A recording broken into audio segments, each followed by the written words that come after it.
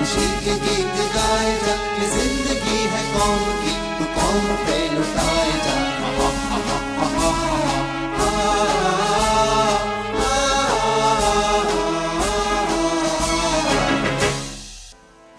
पिछली कड़ी में आपने सुना कि सुभाष गोपीनाथ की फांसी से आहत हुए। देशबंधु और स्वराज्य दल के आग्रह पर उन्हें कलकत्ता महापालिका का कार्यकारी सचिव बना दिया गया। अपनी तन्मयता और लगन से सुभाष ने कलकत्ता महापालिका का नक्शा ही बदल दिया। वहीं दूसरी ओर अंग्रेजी हुकूमत की पैनी खुफिया नजर उनके हर कदम पर थी। और अब सुनिए अगली कड़ी। सुभाष ने अपने कार्यकारी सचिव का पदभार बहुत अच्छे से संभाल रखा था। हर काम चाक चौबंदी से हो रहा था। एक दिन छरहरे बदन की एक ऊंचे कद की स्त्री सुभाष चंद्र बोस के सामने आकर खड़ी हुई। उनका ध्यान उसके सफेद वस्त्रों और केश मुंडित सिर की ओर गया। उस स्त्री का मूलतः गौर वर्ण सांवला पड़ गया था। शरीर से ये दुर्बल और कमजोर लगती थी। सारे शरीर पर गरीबी की स्पष्ट छाप दिखती थी, परंतु उसकी टिमटिमाती आंखों में अभी भी संकल्प की चमक साफ दिखाई देती थी। उसने कातर स्वर में पूछा, सुभाष, मुझे पहचाना सुभाष? चौरंगी का वो ऊपरी तल्ला भट्टाचार्य, पंप वाले डॉक्टर भट्टाचार्य। माई, माई, ऐसा अचानक कैसे हो गया? डॉक्टर साहब कैसे? धीरे धीरे बोल। वे हैं, कभी आंध्र में होते हैं तो कभी दिल्ली की ओर। उनकी उंगलियों में बम तैयार करने का जादू है ना। उसी नशे में सारा शरीर जल गया था, फिर भी बच गए। बम बनाना जारी है। परंतु आपने ऐसा वेश क्यों बना रखा है माँ, ऐसे विधवा की तरह? घर में पढ़ने लिखने वाले बच्चे और वृद्ध माता पिता, पुलिस का रोज रोज का आतंक, तलाशी, बयान, इस झंझट से पीछा छुड़ाने के लिए उन्होंने स्वयं ही अपने हाथों से मेरा सिंदूर पोंछ दिया और बोले, ज्योति, पति के जीवित होते हुए ही तो विधवा की तरह बुझ जा। अपने प्रिय देश की खातिर वे उधर सुखपूर्वक बम बना रहे हैं, परंतु चिरसंगनी गरीबी मेरा साथ नहीं छोड़ती रे। तू तो यहाँ ऊंचे पद पर है, इसीलिए आई तेरे पास। पेट भरने नौकरी मिलेगी क्या सुभाष? पर माई, तुम यहाँ करोगी क्या? कुछ भी। झाड़ू वाली का काम भी मिल जाए तो भी चलेगा। माई, तुम झाड़ू वाली औरतों की मुकादम हो जाओ। सुभाष, केवल एक मेरी ओर ही न देखो। अंडमान और सिनाई में कितने ही राजनीतिक बंदी एड़ियां रगड़ रहे हैं। सुभाष, उनके स्त्री बच्चों की बड़ी दुर्दशा है। तुम्हारे अतिरिक्त और कौन है जो उनके सिर पर हाथ रखे? तो चिंता मत कर मां, अब ये मेरी जिम्मेदारी है।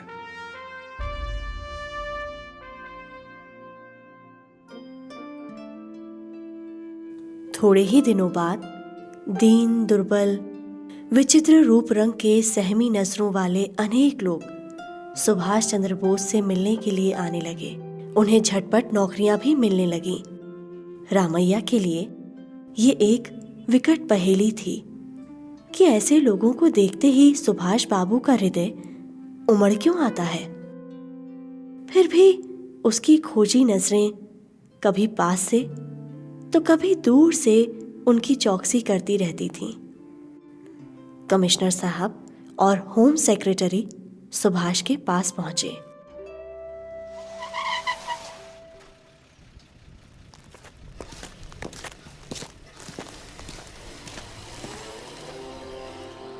आइए मिस्टर होम सेक्रेटरी, आइए मिस्टर चार्ल्स टेगार्ड। देखिए, मैं केवल एक लिस्ट के लिए आया हूं। लिस्ट? कैसी लिस्ट? भर्ती किए गए नए कर्मचारियों की। फोन पर बता दिया होता तो भेज देता। कलकत्ते में कैसा चल रहा है मिस्टर टेगार्ड? सब कुछ ठीक ही है। कलकत्ता का मतलब है स्टेट विद इन स्टेट, राज्य के अंतर्गत राज्य। आप समझे नहीं? वही स्वराज दल के कब्जे से बंगाल का राज्य, और उस राज्य के अंतर्गत हमारा ब्रिटिश राज। क्यों, ठीक कह रहा हूं ना? कंट्रोल योर कैलकुलेटर मिस्टर टेगार्ड, नहीं तो एक दिन गवर्नर को पालिका में जाकर उस आलर छोकरे को सलाम करना पड़ेगा।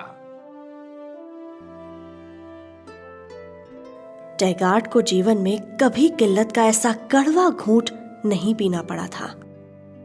सुभाष बाबू की ओर देखते हुए उसका मन अनेक प्रश्नों की उधेड़-बुन में लगा हुआ था।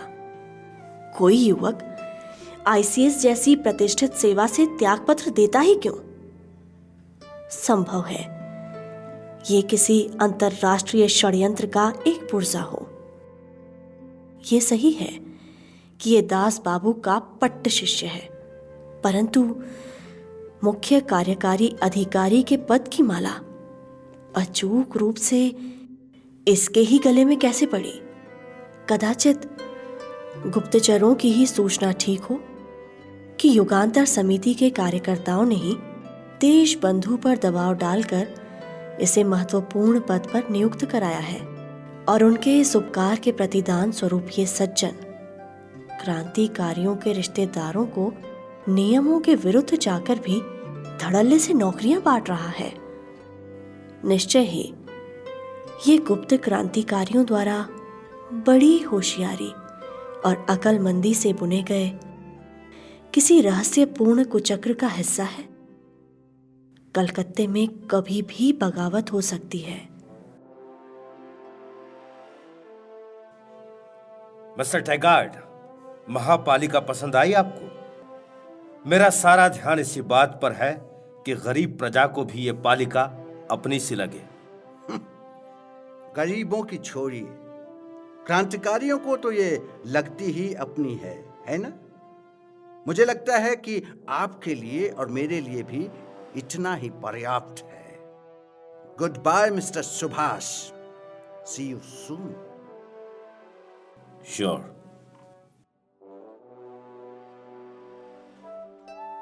यहाँ सुभाष के घर पर जानकीनाथ और प्रभावती सुभाष चंद्र बोस के विवाह को लेकर चिंतित थे।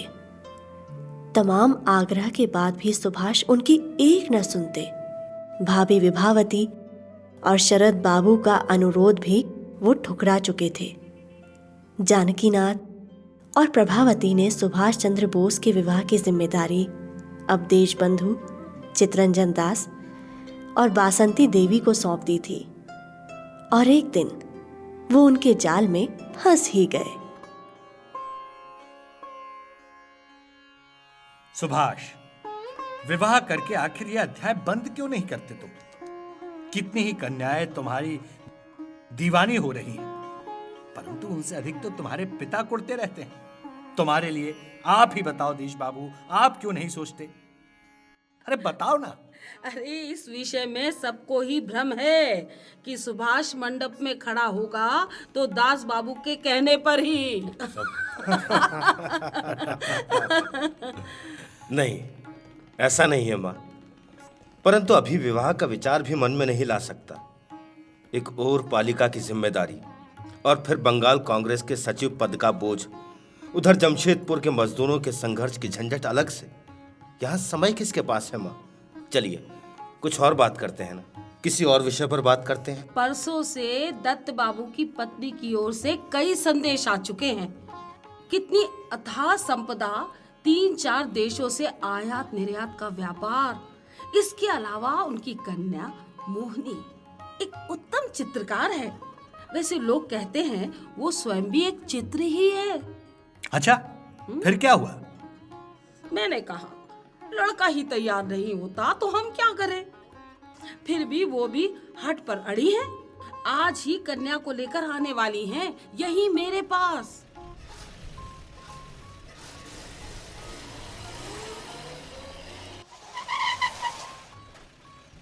देश बंधु जी, एक बड़ी सी गाड़ी में एक भद्र महिला आई है और साथ में कोई लड़की भी है।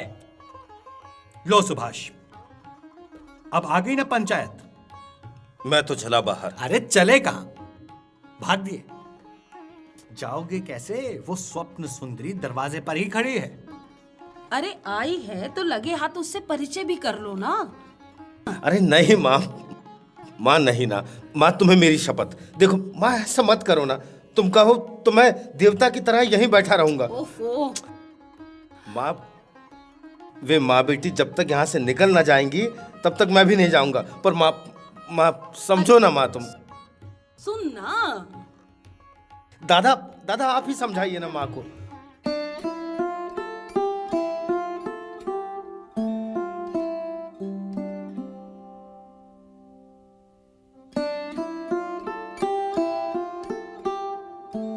समय कम ही था।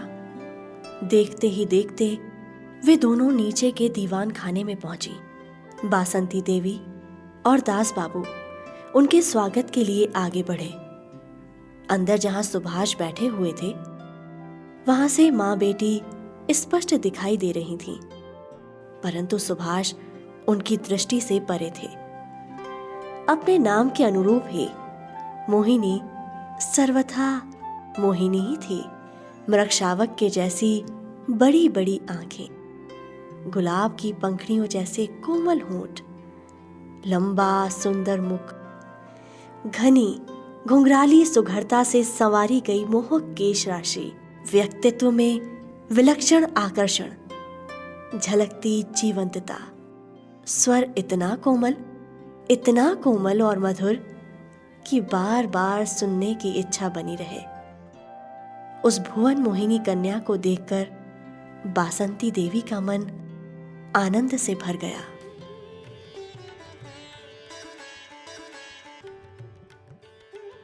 बासंती जी, हमारी मोहिनी ने इसी साल प्रेसिडेंसी कॉलेज से स्नातक किया है।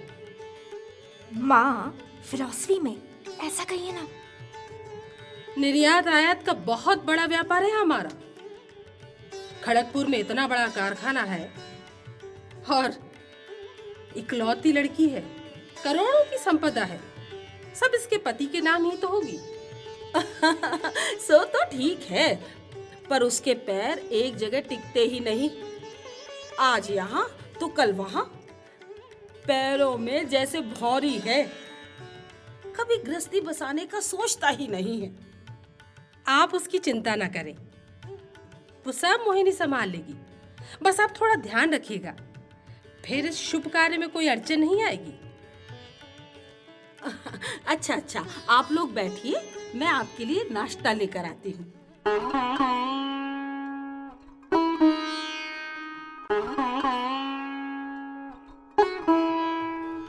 क्यों रे सुभाष, कैसी लगी?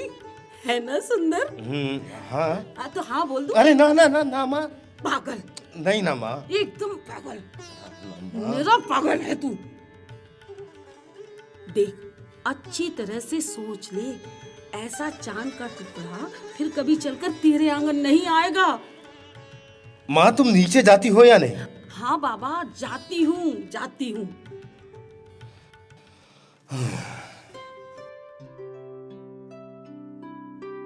श्रीमती दत्त ने बड़ी प्रशंसा के भाव से अपनी बेटी का चित्र संग्रह बाहर निकाला।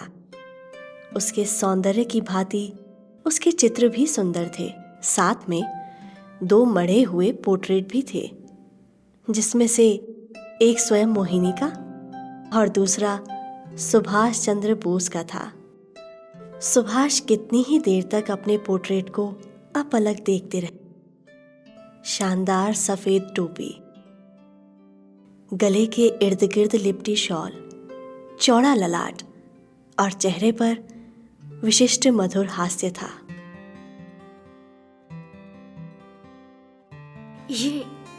इतने रोबीले हैं, इतने सुंदर और सामर्थ्यवान दिखते हैं कि इनका चित्र यदि जरा भी बिगड़ जाता तो मैं अपने को और अपने तुलिका को कभी क्षमा नहीं करती, कभी क्षमा नहीं करती। कितना सुंदर है सुभाष बाबू का मुख। एक सुभाष और दूसरे मोतीलाल नेहरू के बेटे जवाहर, दोनों को बस देखो तो देखते ही रहो।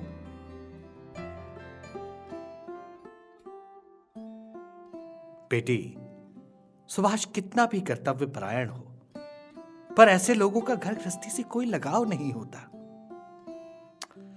सच यह है कि सुभाष अंग्रेजों का शत्रु है। ऐसे व्यक्तियों का जीवन हमेशा संकटों से घिरा रहता है बेटा। ईश्वर न करे कल के दिन उसे कभी फांसी भी हो सकती है। अब तुम ही बताओ, ऐसे अंगारे को व्यर्थ आंचल में बांधने का क्या अर्थ? ऐसा पराक्रमी पुरुष यदि आंचल में आ जाए तो उसके लिए मैं जीवन भर विधवा का जीवन जीने में भी अपने आप को धन्य महसूस करूंगी। देशबंधु जी, आपके तिलक फंड के लिए 2 लाख रुपए दान देने को हम मन से तैयार हैं। जी वो एक निवेदन था। ये दोनों कलाकृतियां आप सुभाष बाबू को मेरी तरफ से भेंट कर दीजिएगा।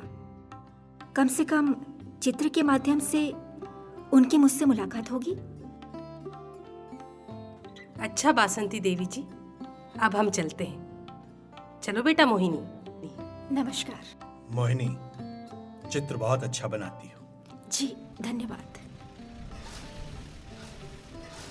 धन्यवाद माँ, बचा लिया। हेमंत, चलो भाई, देर हो रही है। श्रीमान सुभाष चंद्र जी, आपके इस निर्णय ने कांग्रेस कमेटी को कितने का फटका लगाया है पता है आपको? अरे सीधे सीधे 2 लाख मिलने वाले थे तिलक फंड में, डुबो दिया आपने। बने रहो। सुभाष को घर आते आते भोर हो चली थी। अच्छी खासी गर्मी थी। मोहिनी के चित्र को उनके ड्राइवर अमीन ने अपने हाथों में पकड़ा था। अचानक मोहिनी के उस चित्र पर मां प्रभावती की निगाह पड़ गई। मां प्रभावती को लगा कि शायद यही है वो जिसका वो इंतजार कर रही हैं। परंतु बासंती देवी से हुई बातचीत से पता चला कि सुभाष ने मना कर दिया है। हास्य विनोद का माहौल अब विषाद में बदल गया था। अपने सार्वजनिक कामों से समय समय पर फुर्सत निकालकर सुभाष ढाका से लेकर दार्जिलिंग तक जहां जहां गुलाब की नई किस्में दिखती उनकी कलमें ले आते। ऐसा करते करते उन्होंने घर के बाहर एक सुंदर सा बाग तैयार कर दिया था। एक दिन बाग में एक पौधे को मुरझाते देख उन्हें क्रोध आ गया। अपने माली को फटकारते हुए उन्होंने कहा,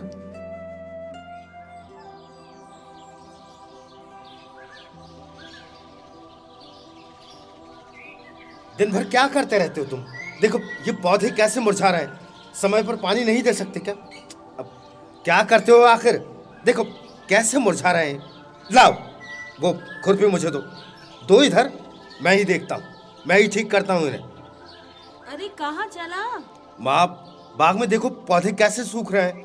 राजा, बाग में उन मुरझाते हुए पौधों की चिंता तुझे है और अपनी माँ की नहीं।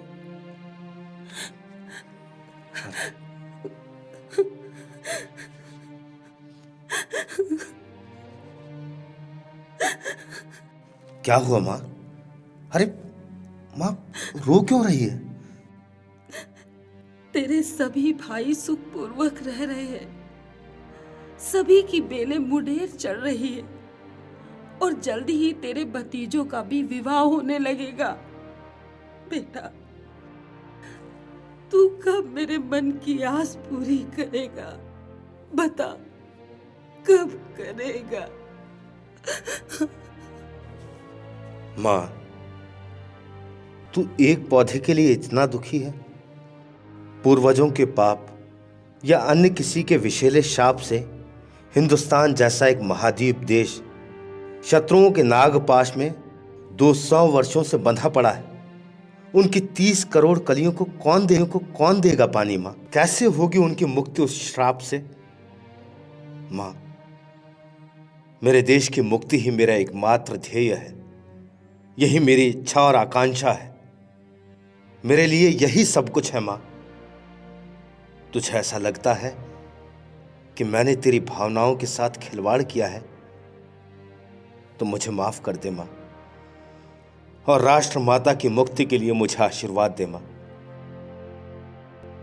सुभाष, तू तो रो मत माँ।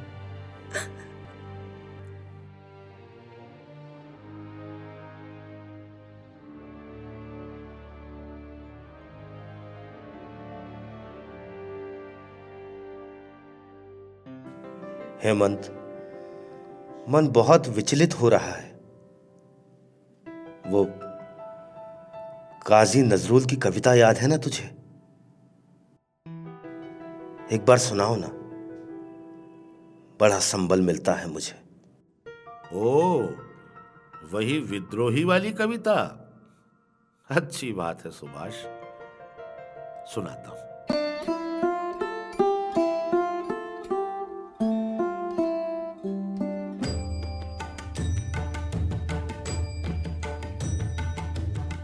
कहो वीर, कहो उन्नत मम शीश, निहार कर मेरा शीश, हिमाद्री शिखर भी है नत शीश। कहो वीर, कहो उन्नत मम शीश, कहो महाभाड़ महाविश्व का महाकाश, छोड़ चंद्र सूर्य ग्रह तारा, भूलोक द्विलोक गोलोक को भेद, खुदा का आसन अर्श छेद, उठा हूं मैं विश्व विधाती का चिर विस्मय। कहो वीर, कहो उन्नत मम शीश, विजयोदीप्त राज तिलक युक्त मेरे ललाट में चमके भगवान रुद्र। कहो वीर, मैं उन्नत चिर शीश, मैं चिर दुर्लभ दुर्विनीत नृशंस महाप्रलय का नटराज, मैं साइक्लोन, मैं विध्वंस, मैं हूं महाभय, मैं धरती का अभिशाप, मैं दुश्वार, मैं तोड़कर करूं सब चूर मार, मैं हूं नियमहीन उच्छृंखल, मसल जाता हूं सारे बंधन सारे नियम कानून श्रृंखल, नहीं मानता मैं कोई आई, भरी नौका को डुबाता हूं मैं टारपीडो, मैं हूं विशाल बहती हुई माई, मैं धुरजट मैं तूफान हूं काल बैसाखी का, मैं विद्रोही सुत हूं विश्व विधात्री का।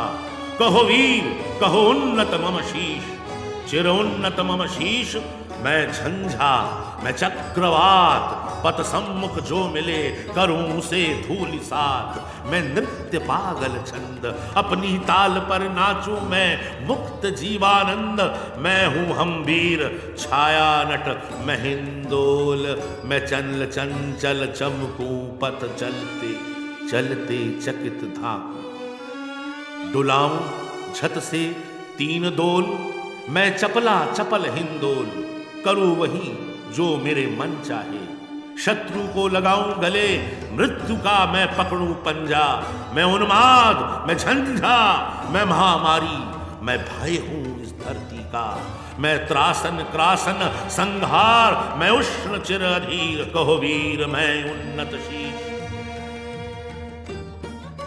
मैं चिर विद्रोही वीर, चिर उन्नत शीश, चिर उन्नत शीश, चिर उन्नत शीश।